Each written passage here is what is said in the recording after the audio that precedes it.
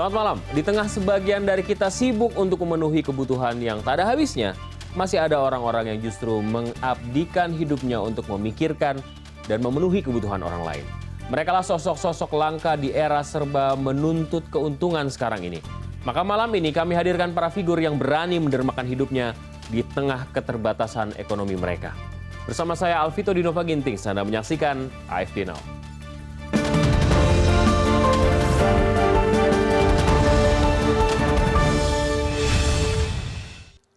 Makna dari jiwa sosial adalah sikap yang menggambarkan kepedulian untuk melakukan sesuatu kepentingan kemanusiaan dan sosial kemasyarakatan. Jiwa sosial berbanding terbalik dengan jiwa sosialita karena mengedepankan manfaat dibanding mudarat. Kegiatan sosial juga banyak bentuknya. Contoh yang paling mudah dijumpai tidak jauh dari kegiatan sumbang-menyumbang. Bagi saya ini menarik. Asal Anda tahu saja, sumbang-menyumbang macam-macam jenisnya. Contohnya, sumbangan untuk pasangan calon yang ingin maju dalam pilkada sebagai modal untuk kampanye. Untuk model yang satu ini harus ada aturannya. Apa saja, Pak? Penyumbang juga harus menyebutkan identitasnya. Jumlahnya berapa, ada batasannya. Kalau perorangan jumlahnya maksimal 75 juta. Kalau kemudian korporasi atau perusahaan itu maksimal 750 juta. Mereka harus menyebutkan sumbernya dari mana, identitasnya, siapa para penyumbang. Nggak boleh menyebut yang tidak jelas, misalnya seperti dulu ada hamba Allah gitu ya, penyumbang sekian ratus juta, nggak boleh. Perlu diingat, hamba Allah tidak diperbolehkan. Seperti yang saya katakan tadi, sumbangan banyak macamnya. Salah satunya sumbangan dari Wakil Gubernur DKI Jakarta terpilih Sandiaga Uno. Saat kampanye dulu ia sempat menyumbang lagu dangdut. Ini dia. Penyuka lagu rock dan juga Mbak trio ambisi Sandi dan dua orang lainnya yang saya tidak tahu siapa mereka menyanyikan kopi dangdut. Kedatangan Sandi bagian dari kampanye yang bertepatan dengan resepsi pernikahan warga di Kembangan, Jakarta Barat. Saat bernyanyi, Sandi juga sempat lupa liriknya. Belum diketahui pasti apakah Sandi juga lupa memberikan amplop untuk kedua mempelai atau tidak. Kalau tidak ya kita maklum saja, tapi kayaknya sih nggak lupa ya. Menyumbang lagu lumrah dilakukan dalam acara pesta pernikahan dan sejenisnya. Dengan menyumbang lagu berarti kita mendermakan suguhan hiburan. Yang berikutnya juga sumbangan yang menyuguhkan hiburan, yaitu menyumbang singa. Ini dia singa yang disumbang oleh Taman Safari Indonesia untuk Kebun Binatang Taman Rimba Jambi. 2 ekor singa jantan berusia 9 tahun yang lucu-lucu namun ganas pindah ke Jambi setelah menghabiskan waktu di perjalanan selama sehari semalam. Rupanya Kebun Binatang Taman Rimba membalas dengan menyumbang sepasang bangau tongtong, burung cangak merah, dan kancil ke Taman Safari Indonesia. Dan begitulah saling sumbang ini akhirnya berubah menjadi ajang barter. Yang berikutnya lain lagi, sejumlah warga yang menjadi relawan Pekan Olahraga Nasional ke-19 meminta sumbangan kepada atlet dan ofisial yang sedang berlomba. Ini dia pemandangan di ajang PON ke-19 di Batu Dua Gunung Lingga, Sumedang, Jawa Barat. Warga yang mengaku relawan berkeliling meminta sumbangan pada para atlet dan ofisial atlet Gantole. Relawan lokal ini merasa kecewa dan menganggap panitia PON tidak mengapresiasi mereka. Namanya juga relawan, berarti harus rela tanpa mengharap balasan. Kan harusnya begitu, Pak ya. Tapi itu masih lebih baik ketimbang menyunat bantuan korban bencana. Di Sidoarjo, Jawa Timur, pemerintah menjanjikan bantuan untuk perbaikan rumah akibat bencana puting beliung pada Februari lalu. Contohnya Pak Muali ini. Rumahnya rusak berat dan harus mendapat bantuan 15 juta. Setelah verifikasi pemerintah cuma dinilai rusak sedang dan mendapat bantuan 8 juta. Ya sudah, ia pasrah menerima. Anda tahu berapa yang ia terima? Kita tanyakan. Berapa, Pak? Baru saya menerima uang hari Sabtu 7,5, dikasih amplopan, ya. Terus sudah suruh keluar, baru bicara lagi tidak ada, Pak. Tanda tangan ada. Tanda tangan ada. Dari tayangan yang kita saksikan tadi, masih banyak persoalan yang muncul dalam urusan sosial. Di balik itu ternyata masih ada orang yang dengan hatinya menunjukkan kepedulian untuk membantu sesama tanpa mengharap balas. Mulai dari sekolah gratis hingga merawat orang terlantar dan memiliki gangguan jiwa. Tak hanya suka dan duka, banyak kisah lucu yang menarik dalam keseharian mereka. Kami akan segera kembali dengan wawancaranya. Nggak ada orang cita-citanya dari kecil untuk mengurusin orang gila yang telantar-telantar itu nggak ada gitu.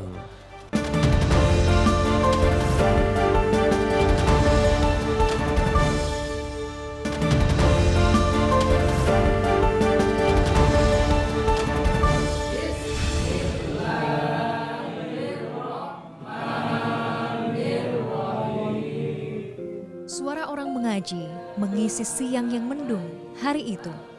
Di surau sederhana, belasan orang duduk merapal doa dan surat-surat pendek.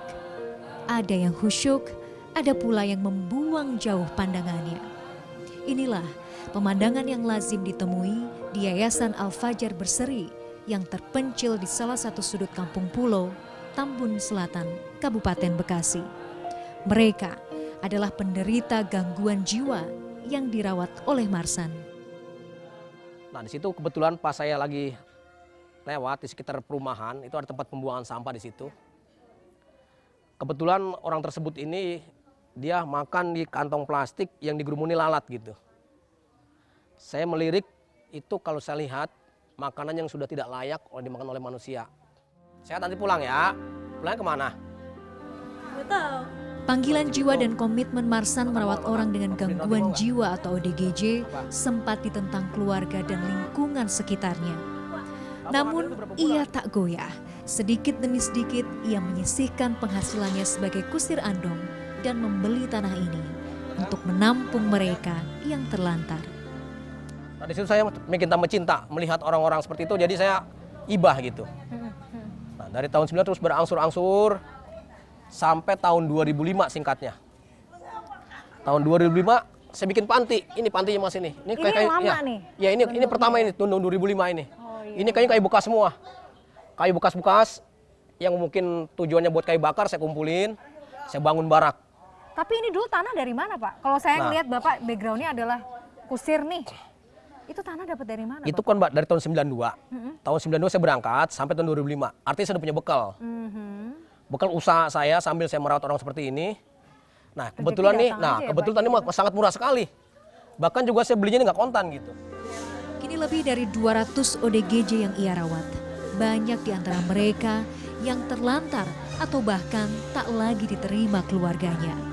Dengan segala keterbatasan, Marsan berusaha memberikan pembinaan fisik dan mental kepada mereka.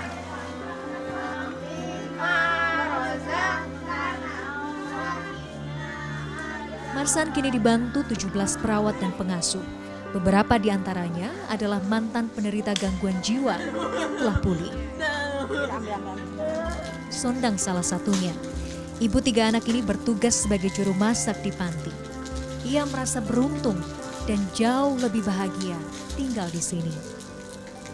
Sedihnya ya kayak apa ya, di sini lebih bahagia dibanding di luar gitu. Masih banyak yang lebih apa ya, lebih kurang perhatian gitu saya. Jadinya saya lebih baik mendekatkan diri ke mereka karena mereka juga seperti mungkin sebagian seperti saya gitu, tidak diterima sama keluarga sama warga yang lain seperti itu. Banyak orang pintar dan mampu di dunia ini. Namun yang memilih mengabdikan diri layaknya Marsan jelas tidaklah banyak. Bagi Marsan, hidup bukan sekedar materi. Melihat warga binaannya bisa kembali hidup mandiri adalah kebahagiaan tak terperi. Segera kita berbincang dengan Pak Marsan yang sudah hadir di studio CNN Indonesia. Pak Marsan, terima kasih sudah bersama kami. Pak Marsan ini dulu bekas kusir delman, benar ya? Betul. Oh. Tahun berapa itu, Mu? 92. 92 sampai? 2005. Sampai 2005. 2005. Nah, gimana ceritanya kemudian ada ada prakarsa Pak Marsan kemudian mendirikan yayasan yang Bapak dirikan. Ini kan yayasan yang bukan hal yang biasa ya, mengurusi orang yang sakit jiwa. Ya memang sebetulnya nggak ada niat, nggak ada cita-cita gitu. Karena nggak ada orang yang cita-citanya dari kecil untuk mengurusin orang gila yang telantar-telantar itu nggak ada gitu. Cuma pada waktu itu kan saya kan kusir delman, narik anak-anak kalau sore tuh jam 5 sampai dari jam 3 sampai jam 5. Nah kebetulan di situ tempat pembuangan sampah di perumahan itu Itu pas saya keliling narik anak-anak tuh pakai delman, itu ada orang kena gangguan jiwa yang rambutnya sudah gimbal, tidak pakai baju, pakainya juga celananya udah nggak kelihatan warnanya. Nah, itu makan di kantong plastik sambil jongkok itu digerumutin lalat. Di situ saya melirik, menurut saya itu udah nggak layak dimakan oleh manusia gitu. Sementara lalat tuh mengerumuti sampai di bibir dia tuh digerumutin lalat juga, karena ada sisa-sisa makanan tuh nyangkut di bibirnya itu. Nah di situ saya berpikir setelah pulang narik delman tuh jam 5 sore saya pulang, satu malam saya nggak tidur, memikirkan tadi tuh Orang itu tadi. orang tadi itu, karena bukan mikirin masalah tadi, makannya tadi itu. Barangkali menurut kita sebagai manusia, selapar-laparnya manusia normal nggak mungkin makanan yang sudah sampai digemutin lalat dimakan gitu. Itu saya berpikiran terus bertentangan dengan batin saya, kalau seandainya saya bawa pulang pasti bersiko. Resiko satu, kita kan nggak punya pengalaman. Kedua, bagaimana nanti istri kita. Akhirnya kena satu malam saya udah punya keputusan, besok jam 5 lagi tuh saya habis narik delman, saya ambil, saya bawa pulang. Orangnya masih di situ? Masih di situ juga. Makanya saya berani ngambil karena mereka di situ saya lihat udah berhari-hari di situ. Oke. Itu. Akhirnya saya bawa pulang. Saya bawa pulang, saya taikin delman, kan rambutnya gimbal tuh. Jadi orang pada ngeliatin, kok tukang delman apa penumpangnya orang gila seperti itu gitu. Itu sih saya nggak berpikir seperti itu. Tapi setelah saya pulang ke rumah, istri saya kan tanda tanya gitu. Mereka nggak ngomong, cuma ngeliatin saya aja. Barangkali di pikiran dia, nah kok ini jadi orang ini dibawa pulang, tapi muter di mana dan apa maksudnya, kan begitu tentunya istri saya nih. Temen dia nggak ngomong, diam aja gitu. Ya udah, saya turunin, sempat saya cukurin dulu rambutnya. Setelah saya cukurin bersih, botak udah tuh, saya mandikan gitu. Mandi pun dia nggak mau, susah. Jadi saya ngompak air tuh, dulu kan Koba Dragon tuh waktu masih zaman itu. Ya karena dia nggak mau, saya tarik ke sumur juga nggak mau. Akhirnya saya ambil ember, saya siram aja udah. Saya siram pakai air tuh. Dia kan agak ini tuh, agak mundur gitu ya, kayak takut-takut. Nah saya bayain lagi, udah sini nggak apa-apa gitu. Saya pegang tangannya, nah terus saya gosokin itu pakai lap. Jadi ini kotorannya itu seperti kayak air adukan semen, kotornya kayak gitu. Nah dari situ terus sampai menjelang maghrib udah saya kasih makan tuh, saya kasih makan, ceritanya udah mandi bersih, kasih makan baju. Nah pada waktu itu baju nggak mau dipakai, cuma celananya aja, karena dia mungkin terbiasa nggak pakai baju. Akhirnya pakai celana, saya suruh makan tuh, kasih makan. Ya mungkin walaupun mungkin makan seadanya juga mungkin makan kan mungkin sebenarnya lebih enak dibandingkan tadi yang dapat dari tempat sampah itu. Itu makan terus, begini terus, nggak berhenti. Nah setelah makan kenyang, selesai, sudah menjelang maghrib. Nah kan kebetulan tempat kandang kuda saya kan itu di atas ada tempat lagi tuh, semacam loteng kalau bahasa orang Bekasi mah gitu. Udah kamu naik ke sana, tidur sana ya gitu. Nah akhirnya dia mau tuh naik ke atas. Nah saya sholat maghrib, habis sholat saya nggak lama, saya lihat lagi ke tempat tadi dia gitu. Takut nanti saya pergi dia turun, dia ngeluyur ke tempat warga, kan saya juga takut disalahkan juga gitu. Akhirnya saya lihat dia ada di atas gitu. Nah saya setelah itu lama juga, Isya saya pergi lagi tuh sembahyang Isya. Habis Isya kira-kira berapa menit, saya datang lagi ke tempat loteng tadi. Nah saya ini ragu-ragu nih, kalau saya tinggal malam takut dia pergi, saya tungguin. Saya juga di situ cuma duduk aja nungguin dia gitu. Akhirnya ya udah. Jadi tuh satu malam saya hampir nggak tidur, nungguin mereka di atas. Mereka pun juga memang nggak tidur juga, gitu. Ya setelah itu terus saya pagi saya cari aktivitas, saya bawa dia. Saya kan biasa memang nyari buat empan kuda tuh, nyari rumput gitu. Nah, mau saya bawa ke sawah, ada tuh pinggir sawah. Nah dia jalan belakangan, saya duluan, ayo kamu ikut saya. Dia sih nggak mau ngomong, diem aja gitu. Nah pas jalan, saya kan agak khawatir juga, saya bawa arit sebelah nih, arit gitu, buat cari rumput gitu. Saya agak miring-miring juga, entah saya lihat belakang, saya lihat lagi, takut nanti dia nubruk kita. Kita kan nggak punya pengalaman orang seperti itu. Nah sekarang saya mau tanya aja, waktu diajak akhirnya dicukurin rambutnya, akhirnya kemudian dimandikan, kemudian dikasih makan, istri nanya nggak ini mau apa rencananya? Setelah saya kasih makan, terus nanya? Baru nanya, udah bersih, udah makan itu. Itu nanti gimana itu apaan itu, orang apa maksudnya? Nah, udah dah nggak usah cerita dulu ya. Kalau saya tinggal cerita kan tentu kan dia ini nggak keurus nanti kan takut nanti pergi gitu. Kak Marsan udah punya anak waktu itu? Udah punya kecil masih udah dua. Oke. Anak saya masih kecil, baru umur ada yang umur 2 tahun, ada yang umur setahun gitu. Setelah selesai, besok pagi nanya, itu apa nanti membahayakan orang? Tuh.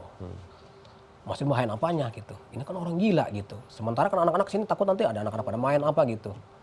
Selagi dia belum melukain kita jangan berprinsip seperti itu.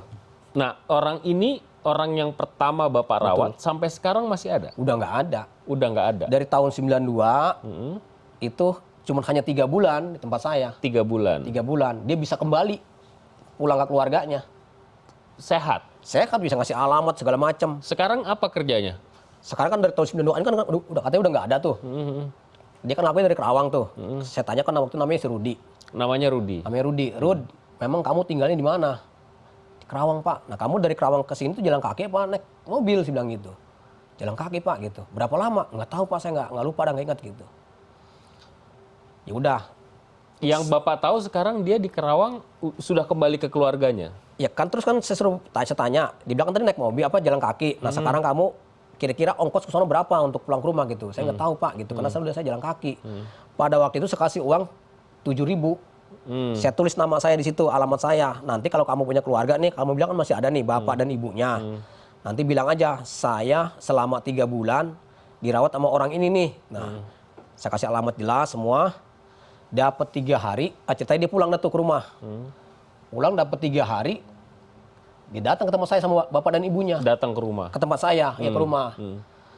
Nah, dia nunjuk, si Rudi ini nunjuk saya, Bu, ini bapak ini yang ngurusin saya selama 3 bulan gitu. Ibunya tiba-tiba ngegrup saya, mau nyium kaki saya gitu. Wis, saya bilang jangan Bu, jangan, ada apa ini Bu gitu.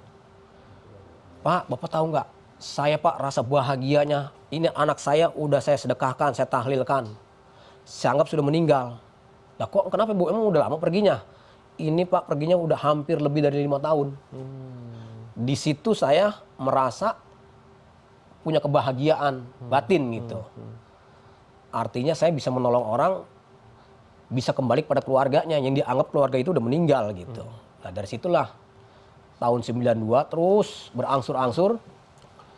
Dari si Rudi pulang nih kita masih tetap bikin tambah semangat saya. Waktu Rudi sendiri itu belum ada tambahan? Belum Selama ada. 3 bulan Belum itu ada. dia baru sendiri? Belum ada. Jadi itu sebenarnya bukan inisiatif Bapak kemudian ngumpulin orang sakit jiwa. Jadi hanya karena satu orang ini saja kemudian karena dirawat. tadi ibah makan itu tadi.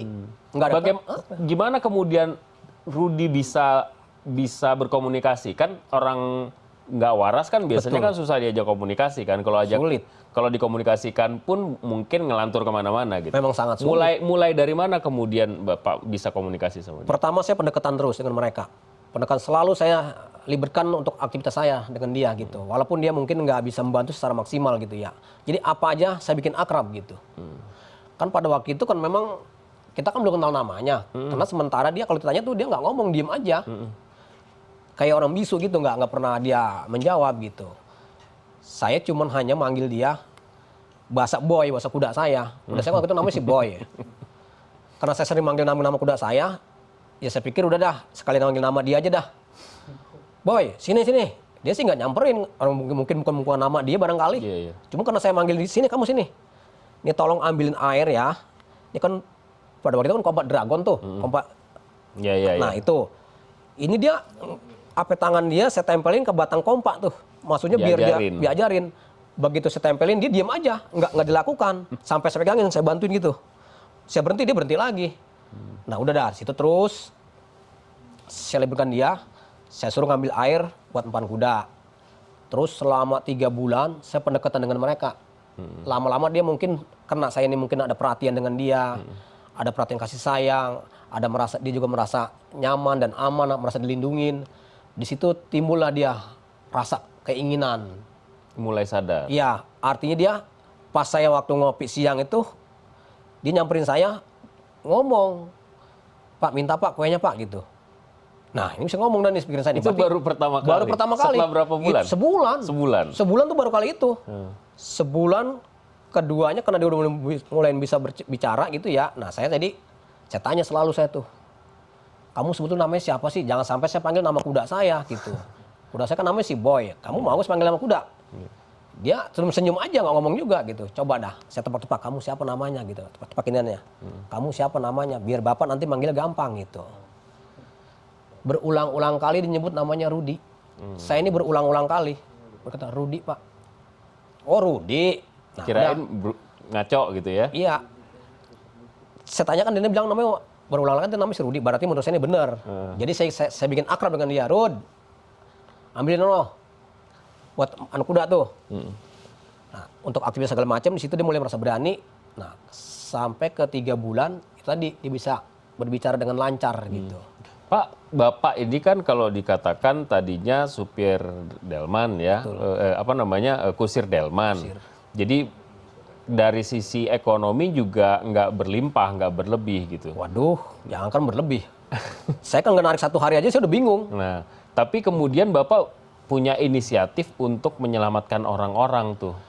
Itu nggak kepikiran biayanya dari mana, kemudian gimana nerusinnya gitu.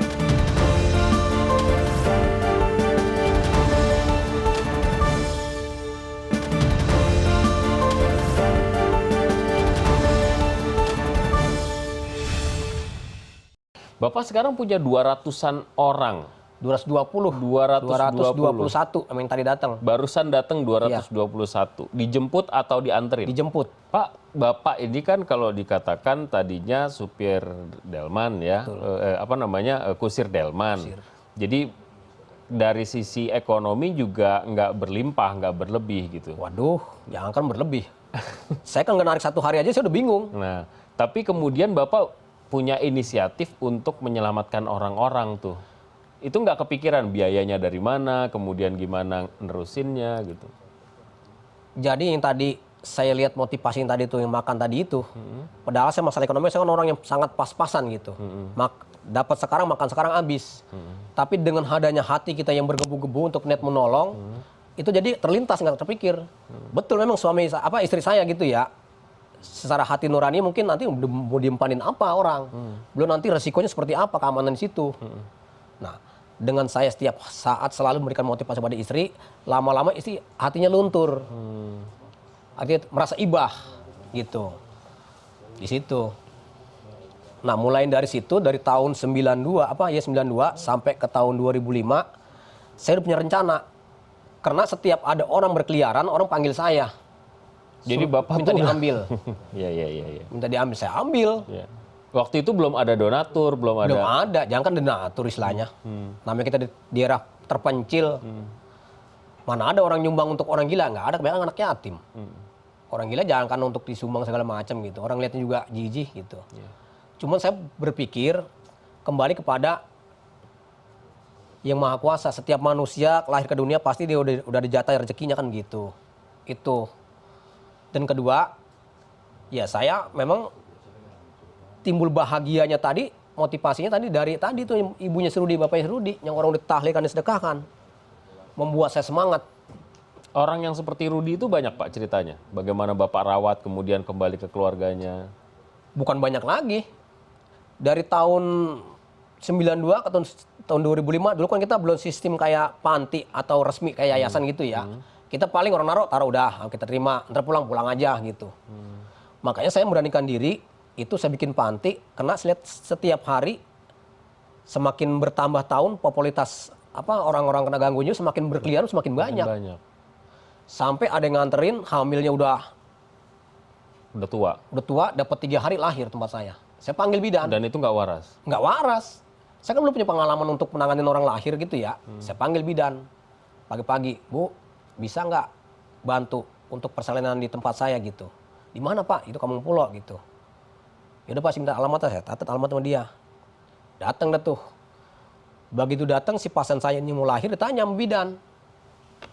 Ibu kalau mau lahir sini saya periksa dulu. Si pasien ini marah.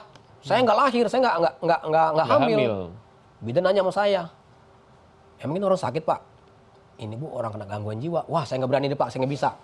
Akhirnya balik pulang tuh. Iya. Nah tinggal saya nih, bagaimana caranya nih? Sementara dia udah gelisah tuh, udah mundar-mandir ke kamar mandi nih. Nah kata orang perempuan, kata istri saya, kalau udah sering ke kamar mandi dia pasti melahir. Kenapa? Deket, ya. Karena itu bawaannya pengen kencing, membuang air gitu. Jadi saya minta bantuan tuh 4 orang sama pasien saya tuh. Suruh pegangin deh tuh, pegangin. Pasien juga. Pasien juga. Yang belum waras. Iya, pokoknya baru setengah waras lah gitu. Akhirnya pegang kakinya kiri kanan, sini satu. Nah sini satu lagi tangannya nih, biar rebahin deh tuh. Udah. Begitu kita rebahin, jadi bukan malah lahir, malah tidur.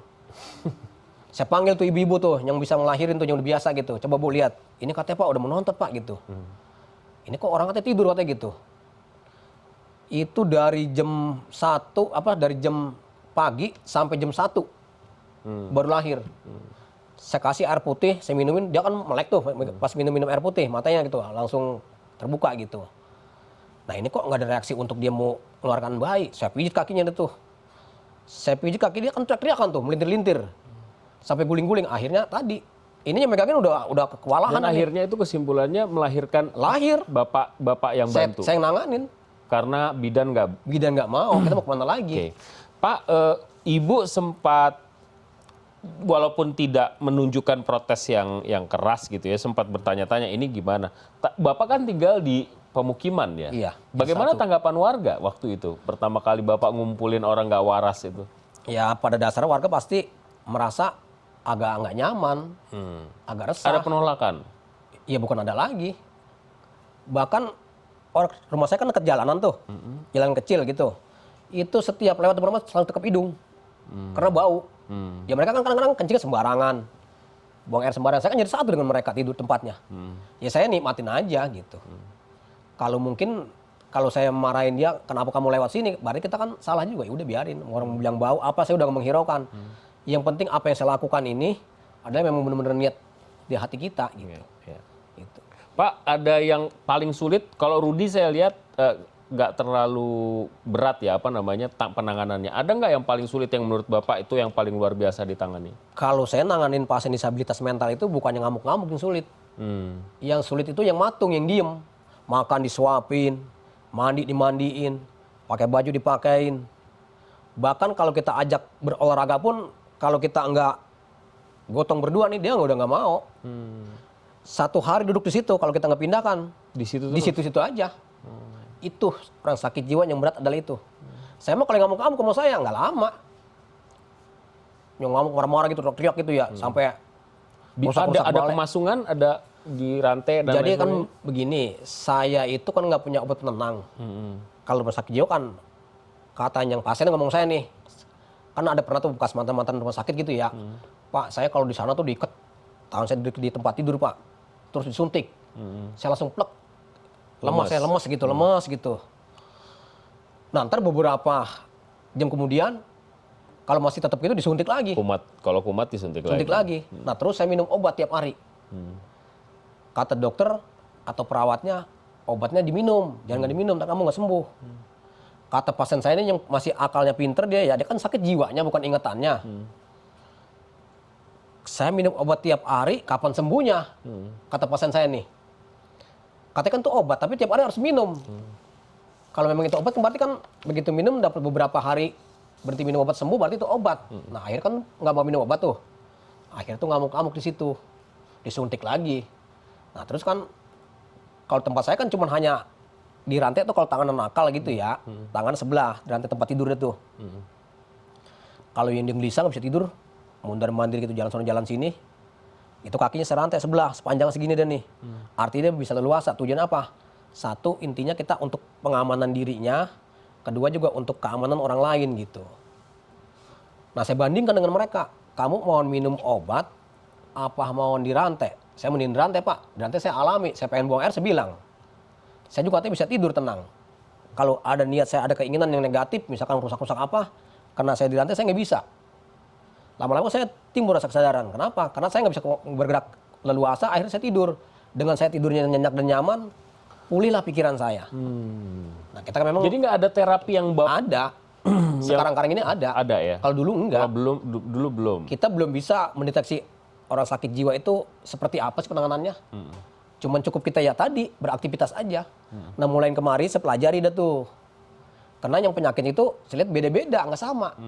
Pak, ini kan sekarang sudah banyak pasien Bapak dan ini akan bertambah terus barangkali? Rencana Bapak ke depan apa? Apa yang Ya. menjadi target Bapak ke depan? Saya ke depan memang terutama menyelamati orang-orang yang jiwanya itu atau dirinya itu udah dikucilkan di masyarakat maupun di keluarga.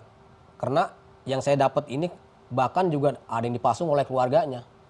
Setelah saya ambil ke lokasi, saya tanya kenapa bisa pasung ini terjadinya apa memang gitu. Satu, dia sangat bikin resah lingkungan. Kedua, untuk berobat dia nggak mampu. Ketiga, sulit untuk dibawa. Ini faktor 3 ini yang membuat masyarakat memvonis udah pasung. Nah itu. Nah saya ke depan, harapan saya orang-orang kena gangguan jiwa atau disabilitas mental itu sebagaimana layaknya diperlakukan sebagaimana sakit orang normal. Satu, cara perawatannya diperlakukan dengan baik. Makanya tempat saya itu ada yang saya nikahin setelah sehat, ada yang jadi karyawan tempat saya, ada yang kerja di situ. Setelah sembuh? Setelah sembuh. 20 orang yang bantu saya itu sebagian besarnya dari mantan pasien. Ada yang bagian belanja, ada yang bagian bangunan, ada yang bagian ngurusin kambing, ada yang bagian kebersihan. Saya buktikan di masyarakat bahwa orang disabilitas masih bisa disembuhkan tergantung kita. Satu tadi, sabar, tulus, ikhlas. Di antara 3 ini kita sering berpelukan nih. Kalau di antara 3 ini kita ngebawa nih, cuma hanya 2, nggak bisa juga. Itu orang sakit jiwa. Sampai sekarang pendanaan bagaimana Pak? Nah justru sekarang ini kan tukang masak kan selalu laporan tuh. Pak, ini setiap hari untuk pasien sebanyak 220 orang itu per hari 2 karung Pak gitu. Beras. Sehari makan 3 kali.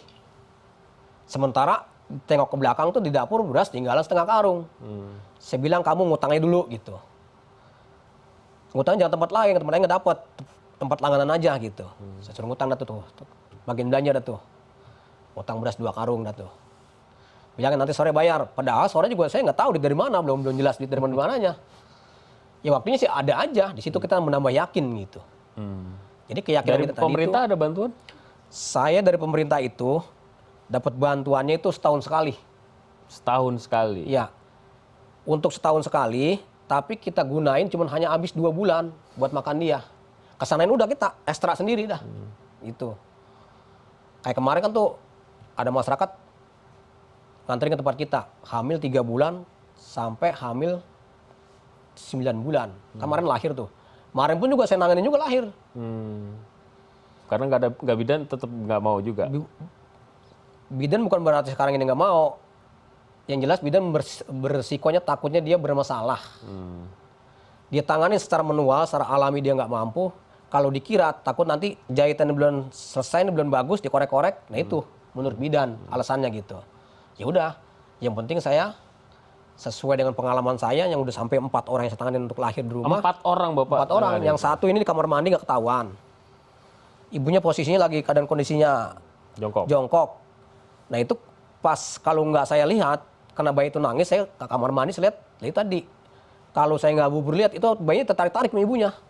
Dari Karena rahim ibunya, tali pusarnya belum ditarik-tarik karena dia mau nindak mau jalan. Itu. Nah jadi 4 orang ini, ya tadi pengalaman saya tadi dari situ gitu. Bapak akan terus menjalankan niat Bapak ini? Kalau misalnya Bapak ketemu orang nggak waras, itu langsung dibawa pulang sekarang atau gimana biasanya? Saya bawa. Langsung dibawa pulang? Saya bawa. Itu di sana foto-fotonya saya pampang tuh. Ini yang dapat di layar kereta api, rambutnya seperti kayak Tarzan, gimbal. Ini yang dikirim oleh polisi, ini yang saya ambil lagi dipasung. Jadi saya tuh ada dokumentasinya. Saya tunjukkan, inilah orang yang paling parah, ternyata inilah orang yang bisa berguna. Pak, Bapak, ini inisiatif Bapak sendiri. Bapak terpanggil karena perasaan kemanusiaan. Tapi kemudian Bapak nggak dapat apa-apa tuh dari situ. Nggak lebih kaya raya juga, dan kemudian sejahtera nanganin orang. Kalau rumah sakit kan datang pasien bayar, dan ada kelebihan lah, keuntungan yang diterima rumah sakit. Ya saya berpikirnya begini, pada waktu saya kusir delman, saya lebih menderita dibanding sekarang. Waktu saya ngusir, kalau saya nggak narik nih, anak saya nggak bisa makan, nggak bisa nyusu gitu. Sekarang saya walaupun pasien saya banyak, artinya ya saya nggak bingung mikirin beras. Walaupun tuh orang banyak kalau makan nih, waduh, seperti kayak orang kita keluar dari ini, berubul gitu kalau makan. per hari 2 karung beras. Tapi saya punya keyakinan pasti salah satu nih ada orang sakit jiwa atau pasien saya itu ada yang dimuliakan oleh Allah gitu. Orang tiba-tiba, Pak, saya dengar ada panti bapak seperti ini, datang ke tempat kita, bawa uang ukuran beras 2 karung atau 3 karung. Itu kan rezeki orang yang dimuliakan gitu. Jadi sekarang saya tambah yakin gitu. Rezeki datang dari Allah. Nah, jadi menurut saya sekarang lebih bahagia dibandingkan kemarin tuh waktu narik delman tuh ya. Bandingkan dengan sekarang ngurusin orang tuh 200 lebih. Di situ saya merasa kebahagiaannya, artinya saya sekarang ini lebih ekonomi saya lebih jaya, walaupun mungkin saya makan bareng dengan mereka. Itu di situ perbandingannya gitu. Nggak kepikiran gini, kalau misalnya saya nanganin ini, kan saya sebenarnya bisa lebih sejahtera ya, artinya dengan nggak kepikiran kayak gitu. Enggak, saya semua apa yang saya lakukan terserah. Nanti mereka nih saya mau dibawa kemana, jadi saya kembali kepada mereka. Bukan mereka yang saya bawa, karena kalau saya bawa mereka saya nggak mampu, nggak kuat. Bawalah saya kemana nih. Kalau kamu makan sejahtera, mungkin saya sejahtera. Kalau kamu kagak, ya saya kagak juga. Jadi saya nggak mikir nanti, wah ntar cita-cita saya nih, ngurusin orang gila nih, punya harta yang melimpah. Itu udah nggak kepikir. Apalagi orang gila tadi di jalanan, mana ada duitnya. Termasuk yang ada keluarganya. Ibu, tolong bantuin saya buat makan dia. Berapa ibu mampunya kira-kira buat makan dia saat 3 kali. Jadi Bapak nggak nentuin sekian? Nggak nentuin saya. Sebulan gitu? Nggak Nentuin. Saya orang nggak mampu, Pak. Nah, kira-kira ibu berapa ada buat makan anak ibu? Sehari 3 kali. Kalau makan, Bu, kita beli nasi uduk nih ya. Kalau saya lihat kalau pagi saya beli nih, itu satu bungkus itu 5.000. Launya orek tempe sama bihun itu 5.000. Nah, kalau 3 kali kita makan nasi uduk berarti kan 15.000. Nah, kalau sebulan berapa? 4,5. Itu aja, Pak, kadang-kadang dia nawar lagi. Karena ibu, saya tanya, ibu sekarang profesinya apa? Nyuci, Pak. Waduh. Bagaimana kita bisa menyebut untuk memberikan untuk meminta lebih. Terserah ibu dah, Bu. Ibu punya rezeki, ibu kasih. Enggak pun juga. Ya, karena kenyataan seperti itu, kenyataannya. Apalagi yang nitip sampai bertahun-tahun, sampai meninggal. Ada nggak cerita yang paling mengharukan dari pasien Bapak yang sembuh? Ada. Apa? Dia sakit begitu parah. Sudah diponis, katanya udah nggak bisa sembuh ini mah gitu. Begitu dia sembuh, kita nikahin, punya anak ke sekolah. Dia berhidup berumah tangga dengan rukun, itu kebahagiaannya itu. Jadi bukan harus kita dikasih imbalan nih, Pak, Bapak saya beliin motor sama gitu. Itu bukan jadi motivasi atau bukan jadi harapan saya. Mereka kembali kepada masyarakat, diterima oleh masyarakat, dia sebagaimana manusia yang seutuhnya, itu sangat luar biasa bagi saya. Karena memang bukan saya tadi orang yang banyak uang, saya cita-cita membuat panti ini nanti juga hasilnya besar. Enggak, karena kita awal mulanya tadi, panggilan hati yang begitu besar gitu. Awalnya tadi itu yang melihat makan di kantong plastik yang digerumutin lalat itu. Ya, terima kasih sekali lagi Pak Marsan atas kedatangannya di CNN Indonesia. Kita belajar banyak dan belajar satu kata yang penting sekali menjadi catatan, keikhlasan dari seorang yang tidak mengharapkan apa-apa untuk membantu orang lain. Terima kasih Pak. Ya, sama-sama. Kata istri itu, biarin kita nggak punya apa-apa, kita mempunyai tenaga nih. Jadi tenaga kita manfaatin untuk orang-orang itu. Barangkali ada manfaatnya. Ternyata alhamdulillah.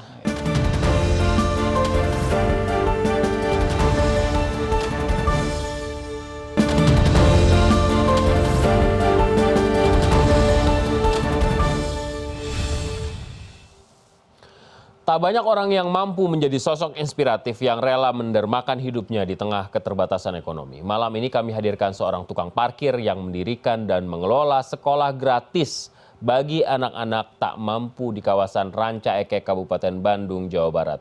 Undang Suryaman atau yang akrab dipanggil Bang Jack.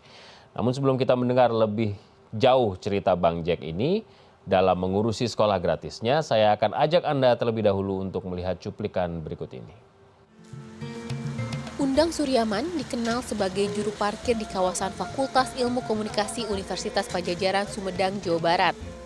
Belasan tahun sudah ia menggantungkan penghasilannya dari profesi ini.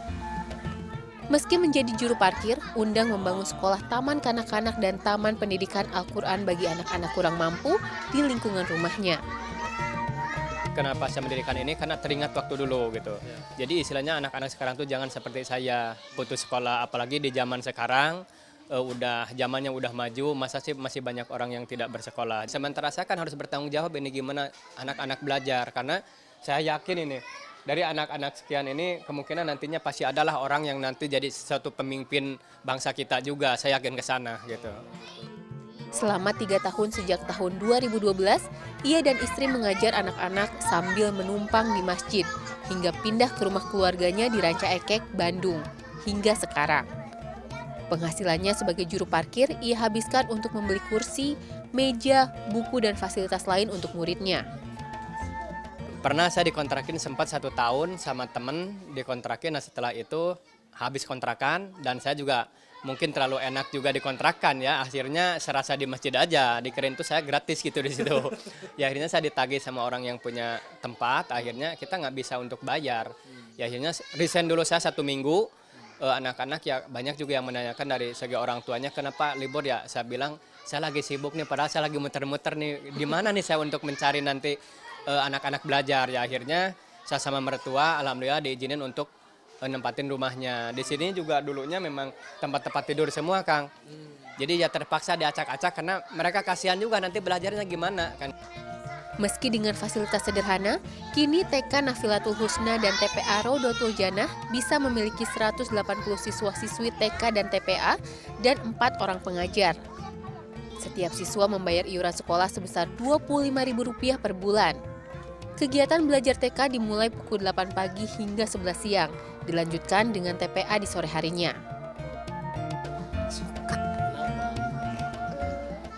Karena ada banyak teman yang warnai.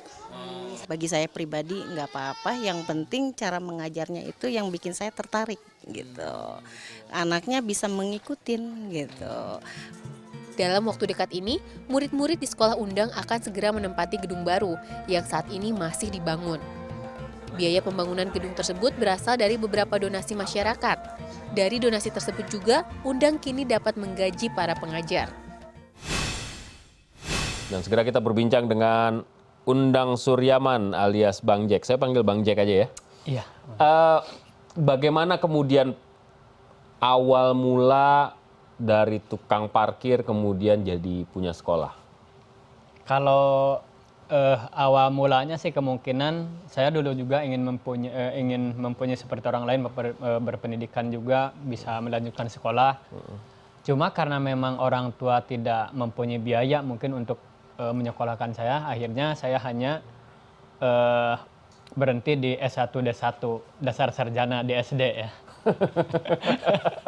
Oh, jadi kelas 6 SD? Iya, dan itu juga istilahnya saya memaksakan diri karena saya ingin mempunyai ijazah waktu itu.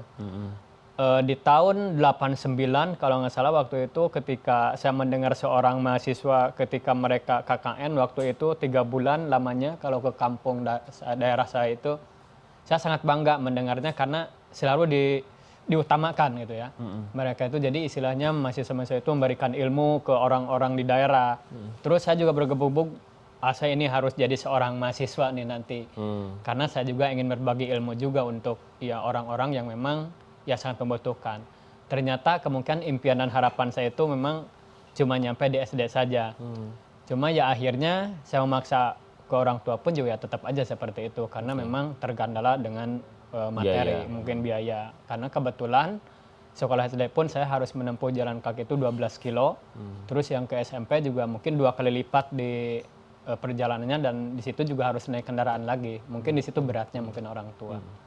Ya akhirnya di tahun 2012 saya mendirikan sekolah itu. Kebetulan di kampung saya juga di sini di Bandung banyak juga orang yang seharusnya mereka harus belajar tapi mereka main gitu. Dan saya tanya-tanya juga terus ke orang tuanya, ya ternyata di situ juga sama sih seperti saya, orang tuanya ingin menyekolahkan anaknya, tetapi ya kendala dengan biaya. Ya di situ saya juga tidak mau lah anak-anak sekarang seperti saya. Awal mulanya gimana? Ini kan tiap hari kan hari-hari kan Bang Jack ini ngurusin parkir gitu. Iya. Itu jadi, awalnya kemudian gimana? Berapa orang kemudian murid pertamanya? Pertama saya itu dengan 18 orang waktu tahun 2012 itu ada 18 orang dan itu juga dulu belajarnya saya di masjid. Saya mempunyai murid 18 orang itu Yang pertama dan tempat itu yang tidak terkendala dengan tempat karena itu ada masjid waktu dulu. Saya makanya tidak begitu berat untuk memikirkan biayanya. Saya pertama itu mempunyai uang 300.000 untuk pembiayaannya. Beli Itu apa tuh beli 3.000? ikro, terus buku mewarnai, Papan dan tulis? saya dapat 5 meja ya untuk belajar anak-anak itu. Ya sebagiannya lesehan di bawah. Jadi gantian mereka mau pengen belajar di meja tuh gantian gitu. Ya alhamdulillah dari 300.000 itu kemungkinan saya awet sampai sekarang, walaupun pada waktu itu ya banyak juga orang-orang yang memang ya nggak mungkin lah orang yang seperti saya bisa mendirikan sekolah, karena memang melihat dari segi keadaan juga mungkin ya sangat mengkhawatirkan juga dengan segi keadaan saya juga. Saya tidak sekolah, terus juga memang materi juga tidak punya, terus juga memang keadaan di rumah pun juga memang serba kekurangan juga gitu. Nggak, artinya ini kan awalnya juru parkir. Iya. Terus kemudian apakah karena ada orang tua yang mengeluh ke Bang Jack, anak saya mau sekolah nih tapi nggak bisa atau nggak punya, atau Bang Jack melihat bagaimana kemudian terus tiba-tiba ya saya punya uang 300, ada masjid, saya bikin sekolah. Iya. Yang dasarnya kemungkinan alasan yang paling kuat itu dari diri saya pribadi, karena saya tidak mau anak-anak main gitu. Jadi pengen mereka tuh belajar. Nah terus kebetulan pas begitu saya menanyakan ke orang tuanya itu ya itu tadi. Jadi mereka tuh ingin menyekolahkan anaknya tetapi tidak mempunyai biaya gitu. Nah saya inisiatif dan juga sama keluarga ya di situ memecahkan solusi untuk jangan sampai mereka itu yang istilahnya yang ya dunia semakin maju ke sini kok masih banyak orang-orang tidak bersekolah gitu. Terus saya mempertanyakan masalah uang pembiayaannya yang tidak punya. Nah, disitulah saya mempunyai keinginan untuk mendirikan sekolah tersebut. Oke. Nah, itu. Tahun pertama itu tahun berapa? Tahun 2012. 2012, 18 anak. Kemudian tahun selanjutnya bertambah atau? Bertambah. Tahun kedua itu 25, tahun ketiga 35, keempat 40, kelima 45 sekian, sekarang 60 itu untuk di RA-nya. Masih di masjid yang sama? Alhamdulillah sekarang udah tidak di masjid, karena memang masjid itu tidak selamanya saya pakai untuk itu, karena pembelajaran anak-anak itu memang harus ada juga contoh-contoh yang di dinding itu harus kita bisa menempeli. Tapi karena memang tempatnya di masjid, ya saya tidak bisa seperti itu. Ya akhirnya alhamdulillah waktu itu di tahun 2014 saya dikontrakin sama temen di samping masjid itu. Ya ternyata dapat 1 tahun di situ. Akhirnya pas begitu habis tahun saya ditagih sama yang punya kontrakan itu, saya tidak punya untuk membayar. Ya akhirnya 1 minggu saya berhenti dulu untuk memikirkan gimana caranya nih tempat nih untuk anak-anak belajar. Ya akhirnya saya ngobrol sama orang tua, sama ibu mertua di situ. Ya alhamdulillah saya diizinin untuk memakai rumahnya sampai sekarang. Dan di situ juga memang tidak cukup, ya akhirnya rumah saya pun juga dipakai belajar. Sampai sekarang tuh? Sekarang baru 3 minggu saya pindah ke tempat yang baru. Apa, kontrak atau punya sendiri? Alhamdulillah dengan doa semua teman-teman dan semua orang yang sebelumnya saya tidak kenal, mereka membantu untuk membangunkan sekolah tersebut. Ya walaupun memang saat ini belum 100% selesai, karena cita-cita saya ingin mempunyai 3 lantai, karena untuk menampung anak-anak itu sekitar 200-an lebih. Nah sekarang baru 1 lantai yang selesainya alhamdulillah udah saya pakai, udah saya pergunakan untuk belajar anak-anak. Oke. Ada nggak kecurigaan orang nih gurunya aja cuma lulus SD?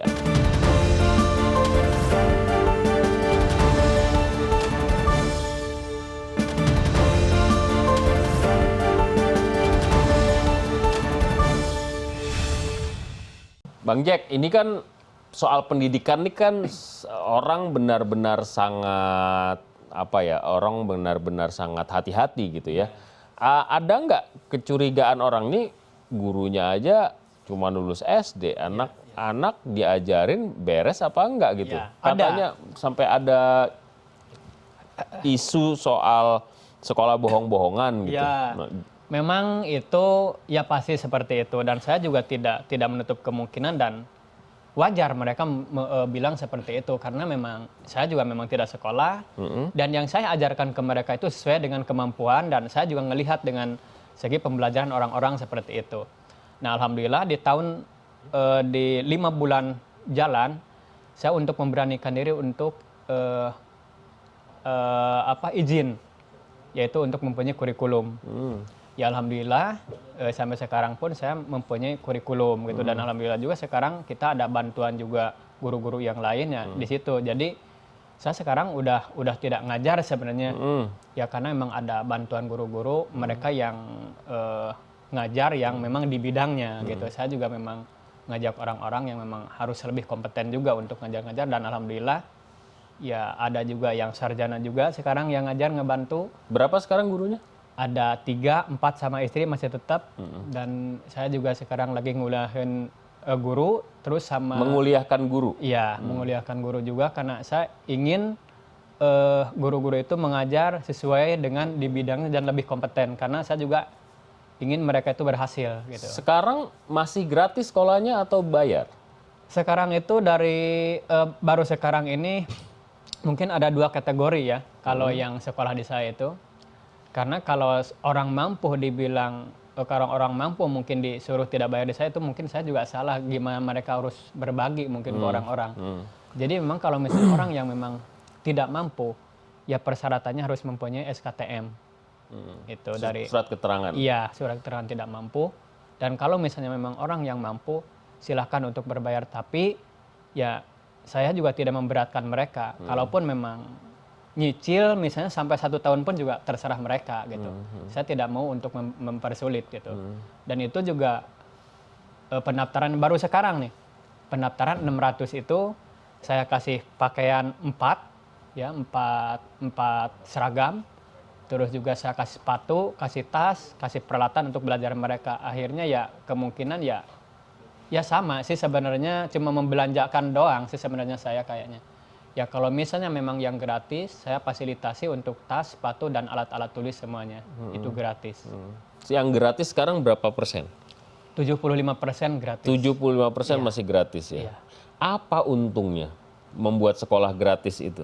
Kalau sekarang saya tanya, masih jadi juru parkir nggak? Masih. Jadi punya sekolah masih tukang parkir juga gitu? Karena memang saya besarnya mungkin di situ. Okay. Istilahnya saya tidak akan melupakan pas saya awal gitu.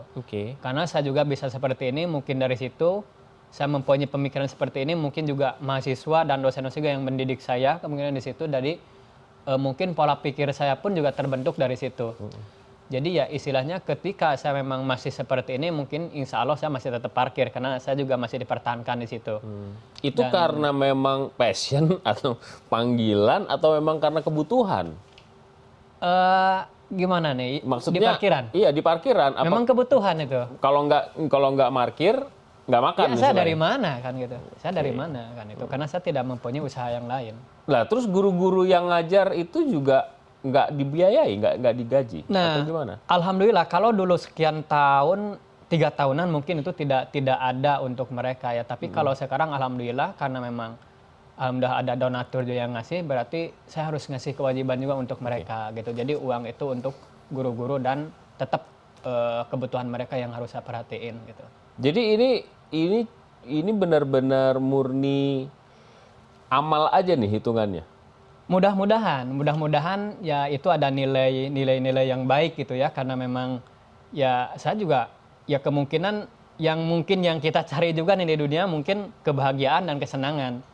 Kemungkinan di situ juga ada beragam-ragam juga mencari kebahagiaan, ada mungkin yang banyaknya harta, terus juga kemungkinan yang dari ilmunya juga yang banyak, tapi karena saya harta dan ilmu itu mungkin tidak punya, jadi ngambil kebahagiaan tuh dari seperti itu. Jadi alhamdulillah saya sangat bahagia kok di keluarga. Tidak kekurangan sedikit pun gitu. Jadi Bang Jack ini sebenarnya maunya sedapat mungkin berbuat untuk orang banyak. Insya Allah. Ya insya Allah, dan saya juga minta doanya kepada semuanya, mudah-mudahan tekad saya ini jangan sampai berubah. Saya harus tetap amanah dan tetap istiqomah dengan apa yang telah orang-orang percayakan sama saya, dan juga mungkin Allah juga udah mempercaya saya. Mudah-mudahan saya tidak ada berubah gitu untuk kepedulian itu. Karena yang saya rasakan terasa nyaman hidup gitu. Dan bahagia juga di rumah. Bagaimana kemudian donatur bisa memberikan kontribusi? Banyak nggak donaturnya?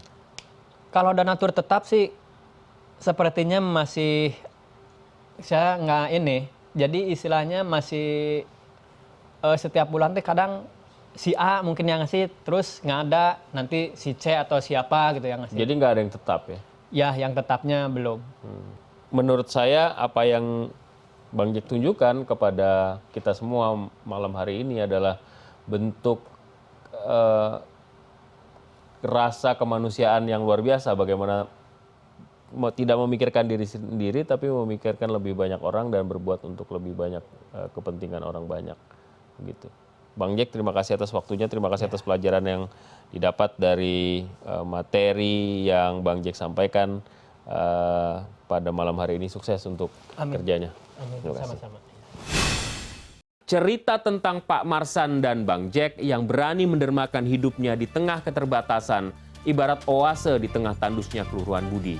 Merekalah yang mendengungkan kesetiakawanan sosial dengan tindakan, bukan lagi sebatas jargon. Mereka adalah jiwa-jiwa yang selalu bertanya, apa jadinya hidup tanpa tanggung jawab sosial? Demikian AFD Now malam ini.